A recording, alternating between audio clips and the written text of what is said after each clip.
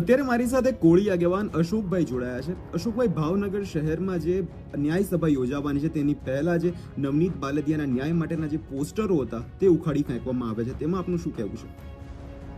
અમારું એક કહેવું છે કે અમારા જ્ઞાતિનો જે ન્યાય સભા છે એમાં કોના પેટમાં તેલ રેવાનું, કોના ઈશારે અમારા બેનરો ફાટી રહ્યા છે ખબર નહીં શું તકલીફ પડે છે. પશ્ચિમ વિધાનસભાની જે સીટ છે એ સીટમાં અમારી ન્યાય સભા મળવાની છે. તો એ ન્યાય સભાની અંદર જે કોળી વિસ્તાર કહેવાય કે આદાનગર એ કોળી સમાજનો દબદબો છે ત્યાંથી પણ બેનર ફાડવામાં આવ્યા છે અને ન્યાય તપાસ પણ કરાવવાના છીએ.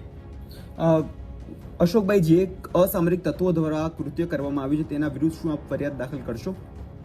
હા, 100% ફરિયાદ પણ દાખલ કરશું, સમાજને ધ્યાન પણ દોરશું અને જ્યારે આરોપી પકડાશે ને ત્યારે સમાજને પણ કહેશું કે જો કોના ઈશારે પર કામ થઈ રહ્યું છે.